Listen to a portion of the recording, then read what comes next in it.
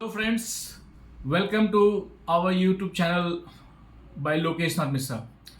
आज मैं आप लोगों के साथ भारत से संबंधित एक ऐसी जानकारी शेयर करना चाहता हूं जिससे सुनकर आपको वाकई गर्व होगा।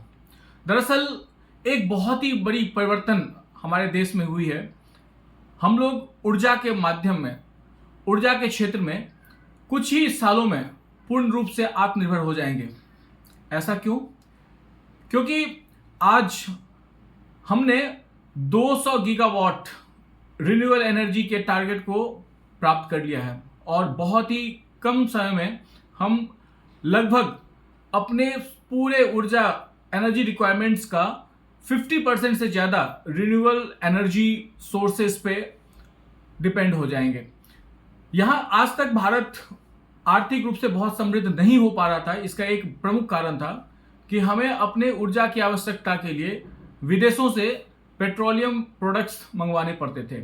लेकिन पिछले 11 सालों में रिन्यूएबल यानी नवीन ऊर्जा स्रोत के क्षेत्रों में काफ़ी ज़्यादा काम हुआ है। 2014 में जब प्राइम मिनिस्टर नरेंद्र मोदी भारत के प्राइम मिनिस्टर बने थे, उस समय देश में लगभग 75 गीगावाट रिन्यूएबल एनर्जीज प्रोड्यूस किए जाते थे और आज वो 175% बढ़कर 207 गीगावाट आ चुका है और हर साल लगभग 50 गीगावाट ऊर्जा हमारे रिन्यूएबल एनर्जी के माध्यम से आ रहा है।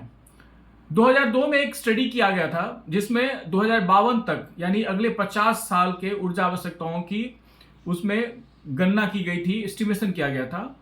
उसके हिसाब से लगभग भारत को 512 गीगावाट एनर्जी की रिक्वायरमेंट होती 2052 तक और उसमें से उस समय प्लान किया गया था कि 490 गीगावाट रिन्यूएबल सोर्सेज से लाने पड़ेंगे, क्योंकि तब तक पूरे विश्व की जो तेल या बाकी फॉसिल फ्यूल्स हैं उसका भंडार खत्म हो जाएगा।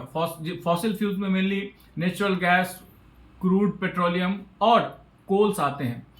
लेकिन 2014 के बाद टेक्नोलॉजिकल एडवांसमेंट और बहुत ही इफेक्टिव गवर्नमेंट पॉलिसी के कारण रिन्यूएबल सोर्सेज ऑफ एनर्जी पे काफ़ी ज़्यादा जोर दिया गया और तब से लेकर आज तक भारत सरकार ने जो टारगेट लिया था जिसमें 50 गीगावाट एनर्जी हर साल जोड़ना है, उसका एक सकारात्मक परिणाम ये हुआ है कि भारत ने पहली बार 207 गीगावाट एनर्जी रिन्यूएबल क्षेत्र में पैदा कर रही है और अगले 2030 तक का जो कार्यक्रम रखा गया है, जिसमें 2030 तक की जो रूपरेखा रखी गई है, जिसमें हाल ही के दिन में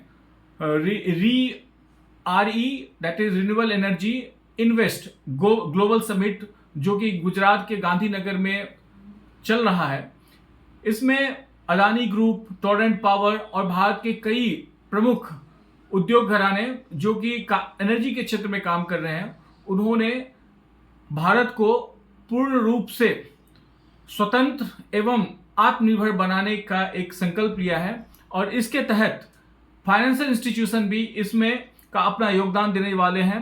according to the renewable energy Pralhad Joshi, लगभग 386 बिलियन डॉलर यानी 32,75,000 करोड़ रुपए की फाइनेंसिंग बैंक्स और फाइनेंशियल इंस्टीट्यूट्स के द्वारा किया जाएगा और लगभग 570 गीगावाट रिन्यूएबल एनर्जी प्रोड्यूस किया जाएगा।